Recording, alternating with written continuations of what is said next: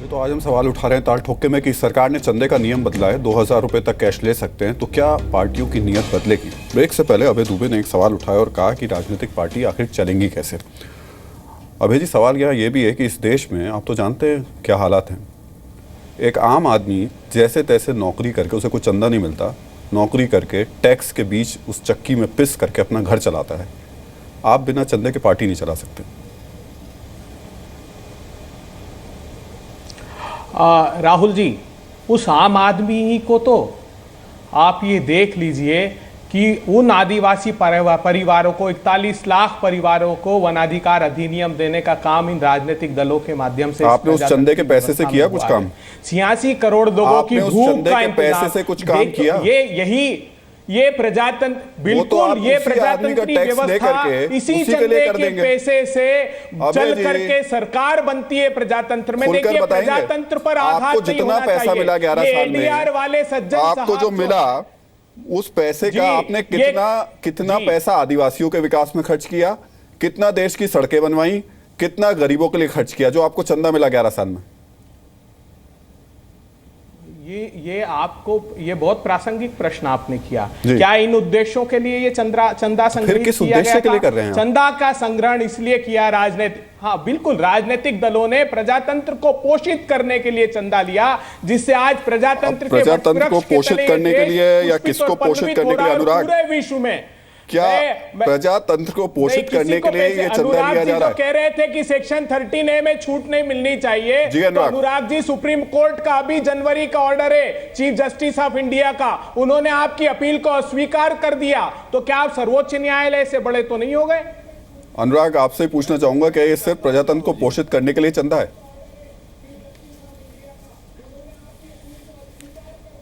पहले मैं ये सुप्रीम कोर्ट का पॉइंट आपको क्लियर कर दूं।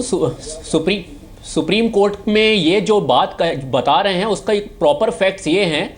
उसमें ये बोला गया था कि अगर कंट्रीब्यूशन रिपोर्ट पार्टीज अपनी फाइल करती हैं, उसके बाद इलेक्शन कमीशन उनको सर्टिफिकेट देता है, जिसके बाद इनकम टैक्स उनको टैक्स एग्जेम्पशन दे सकता है। सुप्रीम कोर्ट ने ये बिल्कुल नहीं कहा था कि आप अपनी कंट्रीब्यूशन रिपोर्ट मत फाइल करिए और फिर भी आपको इनकम टैक्स डिपार्टमेंट आपको एग्जेम्पशन दे दे। तो सुप्रीम कोर्ट ने जो कहा है वो बिल्कुल ठीक कहा है, लेकिन उसकी इंप्लीमेंटेशन नहीं होती। दूसरी बात जो मैं कहना चाहूंगा, एक सजेशन भी देना चाहूंगा, एक तो ये 2000 की लिमिट ना हो, और दूसरी जितनी भी कॉन्ट्रीब्यूशंस आती हैं, जब हम कहते हैं कि हम पॉलिटिकल पार्टी इसलिए ज्वाइन कर रहे हैं, हम सेवा करना चाहते हैं, हम पब्लिक के लिए काम करना चाहते हैं, तो आप किसी गेन के लिए तो आए नहीं, आप ऑफिस ऑफ प्रॉफिट के लिए तो आए नहीं।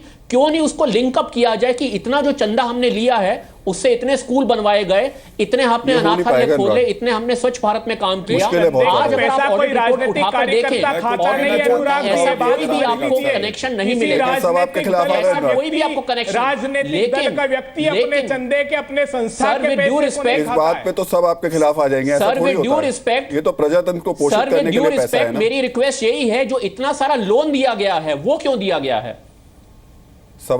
सवाल यहाँ यही खड़ा हो रहा है, और ये जो कंपनियां हैं जो सवाल यहाँ यही खड़ा हो रहा है देती हैं कि वो बार-बार इसलिए आपसे बोल रहा हूं हमारे पास कोई प्रॉब्लम नहीं है, लोग परेशान होते हैं। जो मैकेनिज्म लगातार तैयार किया जाता है, वो आदमी टैक्स में पिसता रहता है। हम बजट में जब जाते हैं तो हमेशा ये सोचते हैं कैसे सहूलियत, कैसे राहत मिल जाएगी।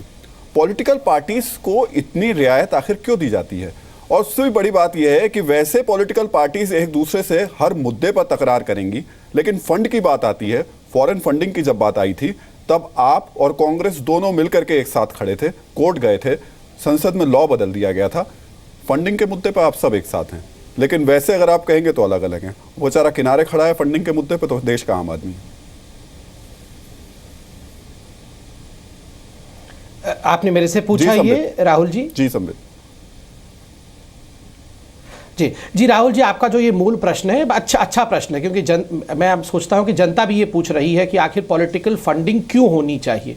देखिए राहुल जी, गांधी जी जब वो लड़ रहे थे हमारे देश के लिए और स्वतंत्रता के लिए लड़ रहे थे, तो उन्होंने एक फिलॉसफी डेवलप किया था कि जो देश के लिए लड़े तो वो एक इस प्रकार के डोनेशन की पद्धति के साथ, जो बिल्कुल चैरिटेबल हो और जो पारदर्शी हो, उसके आधार पर होना चाहिए। यही कॉन्सेप्ट आगे चलकर 1951 में रिप्रेजेंटेशन ऑफ पीपल एक्ट के अंतर्गत कानून बना, उसका पार्लियामेंट में डिस्कशन होने के बाद कानून बना, और उसी में चंदा लिया जाता है। और केवल राजनीतिक पार्टी ही नहीं, मैं एक उदाहरण देता हूं। जितने भी हमारे स्तंभ है पॉलिटिकल, हमारे जो इंडिया के जो लोकतंत्र के स्तंभ है, चारों स्तंभ में से मीडिया भी एक स्तंभ है।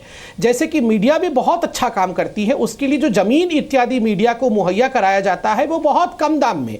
कोई साधारण आदमी अगर जमीन खरीदने जाए प्राइम लोकेशन पे तो उसको पूरा प्राइस देना पड़ता है, मगर अगर मीडिया हो या पॉलिटिकल पार्टी हो तो उसको रियायत पे दी जाती है, क्योंकि वो एक स्तंभ है हिंदुस्तान के लोकतंत्र मीडिया की जिनकी आप बात कर रहे हैं वो भी कुछ खास लोगों को दिया जाता होगा। तमाम ऐसी स्थिति तो नहीं है खैर, लेकिन सवाल मैं जो आपसे पूछना चाह रहा था, सवाल मैं सिर्फ आपसे ना मीडिया हो, खाली केवल मीडिया ही नहीं, हॉस्पिटल भी देख लीजिए, नहीं हॉस्पिटल भी देख लीजिए, बड़े बड़े अस्पताल भी जो हैं उनको भी 1 रुपया के हिसाब से जमीन दिया गया है। को सरकार जमीन देती है रियायत पर, तो वो उस हिसाब से सेवा भी तो करते हैं, उस हिसाब से लोगों को फायदा भी तो पहुंचाते हैं।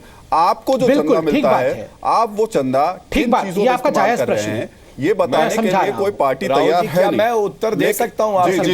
जी गौरव, ना मैं इसको समझा। गौरव जी 1 सेकंड रुक जाइए, मैं इसको आपने सही प्रश्न पूछा, जनता के मन की बात पूछी कि जो चंदा लेते हैं अस्पताल तो सेवा करते हैं। जो प्रावधान है 1951 रिप्रेजेंटेशन ऑफ पीपल एक्ट में, उसमें कहा गया है कि इन विषयों के लिए आप चंदा ले सकते हैं।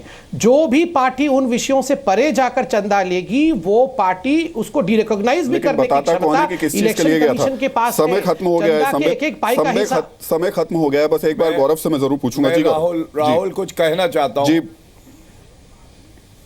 राहुल जी मैं इतना जरूर कहूं, आपके प्रश्न का ही उत्तर है और एडीआर रिपोर्ट पे क्योंकि बहस हो रही है, आप ये देखिए कि अगर डोनेशन आता है, समाजवादी पार्टी ने अपना जो डिटेल्स दिया इनकम टैक्स में, तो 2014 के लोकसभा इलेक्शन में 64 करोड़ रुपए कैसे खर्च हुआ, और खर्च क्या है? ट्रैवल का खर्च है, पब्लिसिटी का खर्च है, पार्टी चलाने का खर्च है, जैसा मैंने आपको कहा। तो उसके हमने डिटेल्स दी है और यही अकाउंटेबिलिटी है। यही खर्च सारी पार्टियां लगभग बताती और दिखाती हैं। राहुल कुछ पार्टियां ऐसी हैं जो बिल्कुल नहीं बताती हैं।